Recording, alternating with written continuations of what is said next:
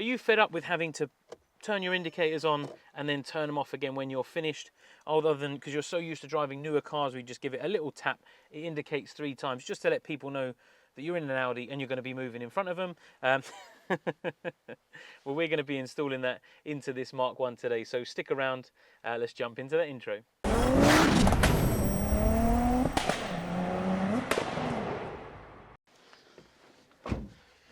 Okay, so to do this job, you don't actually need that much in the way of tools. Firstly, I want to say a big thank you to Christopher, who sent me this. He bought it, I think he bought a few bits, and this was actually not needed in the end.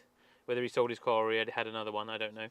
But that is all it is. Basically, all we have to do is remove the stereo, pull the trim down to get to the back of the hazard switch, because this is a lighting relay, which does everything to do with indicators, hazards, and everything. So if your indicators stop working, going to be the hazard button, and all we're going to be basically doing is pulling the plug out of the back of that, putting it into there, and then plugging this into the back of the hazard switch itself. So we're just piggybacking it, which then takes it through this flasher relay, which will then give us 1, 2, 3. Very simple. It comes with its nice little instructions. To buy it, they're on eBay, or you can buy them from Car Tech and a few other places. They're about £50.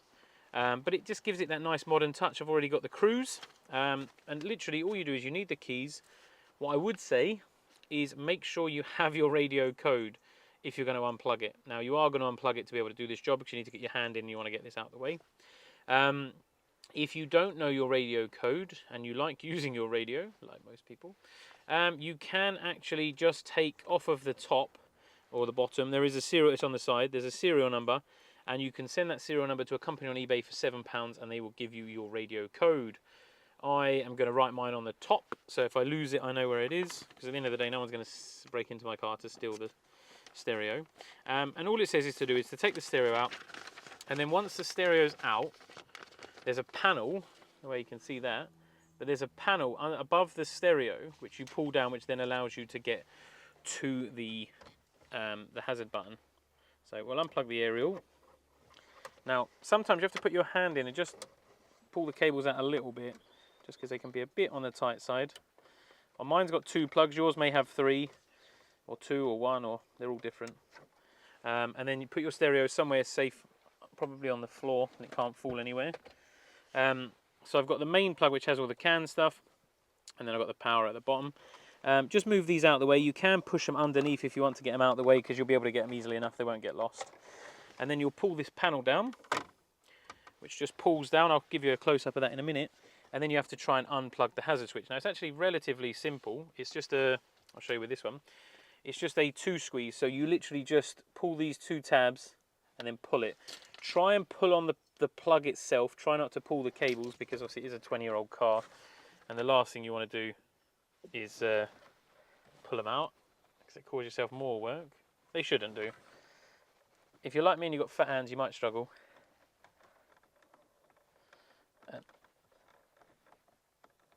If you've ever replaced your hazard switch, you'll know how much fun this is to do.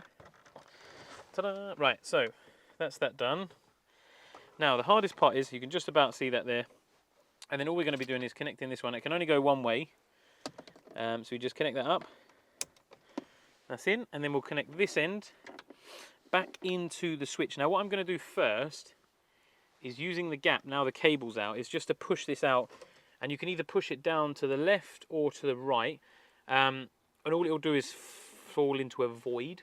And you can push all the cable in back there. And then you'll be able to get the cover back up and your stereo back in. And then we'll give it a little test.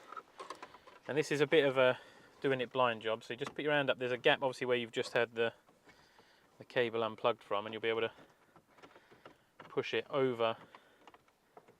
Working on cars teaches you to be able to work without being able to see what you're doing. I'll come back to you once I've got this all fed in. There's no point you watching my facial expressions as I struggle with this. And then we're going to be feeding that back into the loom.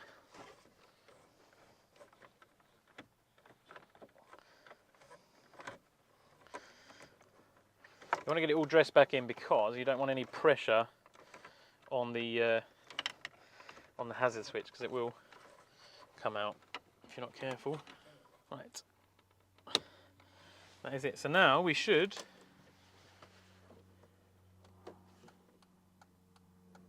oh, listen to that. Amazing. So you've got your normal indicating. You've also got your comfort. Amazing. Now that was not a bad job at all. Then you just put your panel back up. And that's it.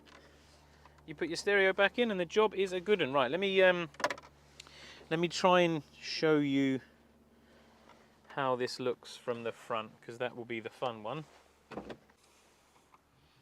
Okay, so by the power of torchlight, using my phone, you can see up there, that's where the cables are and tucked into. And all of the switches, see the red and the brown? That is where the back of the plugs are for these. And obviously you want the one in the middle, which is where the cables go. It's struggling to focus. Yeah, see where them cables dip down? Then what I'll do is try and do this one-handed. I don't know how Bryn does this, to be fair. I suppose he doesn't use a big camera. But we're going to just lift this trim back up, and it just clips in at the side. You have to put your hands down the side, and then that's back up again, and then that allows you to have your slot there for the stereo, and then you can just slide your stereo back in, grab your cables back out. You've got your two there and there. So you've got your aerial antenna and then your two other ones. We'll get that back installed, then I'll go out and show you it around the outside of the car. Okay, so on this stereo, I thought I'd show you while we're doing it. To put your code in when you're in safe mode, you want to press and hold the RDS and the scan button. Then you put your magical number in. Now they're not the same for each, so you will have to check what yours is. Mine's 1499. And then once you've got your desired code, and then you just press and hold RDS and scan again until it goes back to what you were listening before. There you go. So we have that working. Let me set you up and then I'll go and do the indicators so you can see what it does. Okay, so let's try these indicators out for size, shall we? So you're about to change lanes on the motorway, and all you want to do is just give it a little click to the left. There you go. You've had your 3. One more time.